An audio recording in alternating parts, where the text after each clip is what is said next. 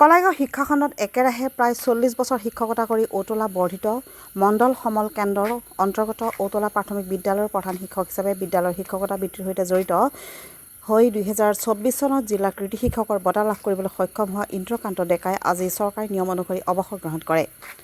অৱসৰ উপলক্ষে বিদ্যালয়ত অনুষ্ঠিত চমু বিদায় সভাত সভাপতিত্ব কৰে বিদ্যালয় পৰিচালনা সমিতিৰ সভাপতি গোপাল চহৰীয়াই।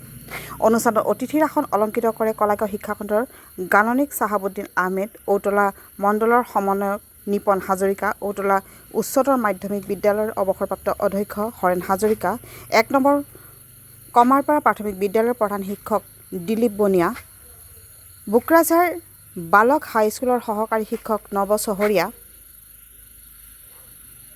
মঠঙা গাঁৱৰ গাঁওবুঢ়া জগত ডেকা প্ৰমুখ্যে বিশিষ্ট ব্যক্তিসকলে সহকাৰী শিক্ষক পদ্মেশ্বৰ নাথে আঁত ধৰা সভাতে সহকাৰী শিক্ষয়িত্ৰী স্বপ্ন দাসক ভাৰপ্ৰাপ্ত শিক্ষয়িত্ৰীৰ দায়িত্ব প্ৰদান কৰা হয়। মঙলদৈৰ পৰা মীৰ চাহিল ইৰফানৰ প্ৰতিবেদন AIN লাইভ।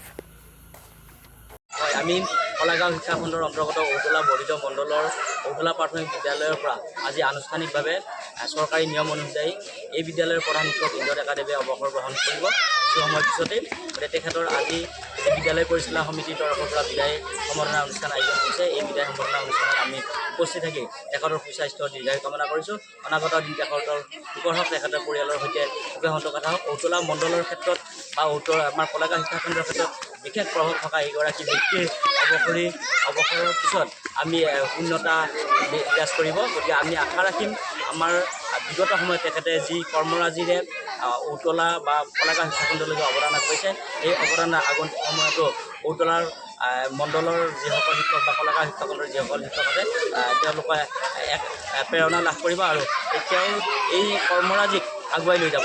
পুনৰবাৰ তেখেতৰ লগতে তেখেতৰ পৰিয়াললৈ আমি শুভেচ্ছা জ্ঞাপন কৰি সুস্বাস্থ্য দীৰ্ঘায়ু কামনা কৰি আমাৰ কলাইগাঁও শিক্ষাখণ্ডৰ পৰা তেখেতক আমি আন্তৰিক শুভকামনা জ্ঞাপন কৰিছোঁ।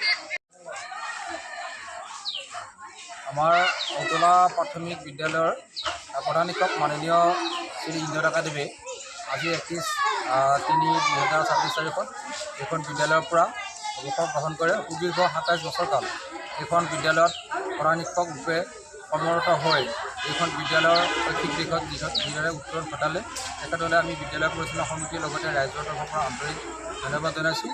আজি তেখেতে আমাৰ মাজৰ পৰা অৱসৰ গ্ৰহণ কৰিলে।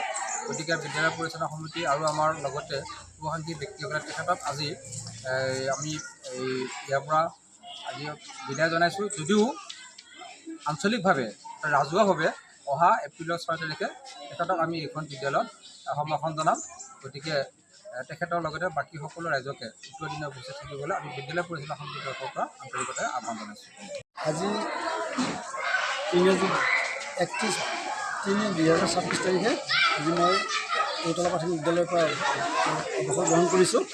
অৱসৰে মই 1986 চনৰ পৰা বিভিন্ন বিদ্যালয়ত কৰ্মৰত হৈ আহি 27 বছৰ কাল ঔতলা প্ৰাথমিক বিদ্যালয়ত সন্তান ছাত্ৰ ছাত্ৰীসকলক জ্ঞানৰ পোহৰ বিলাবৰ কাৰণে এই বিদ্যালয়ত মই শিক্ষকতা কাম কৰি আছোঁ। আৰু আজি মই এই শুভ দিনত শুভ ক্ষণত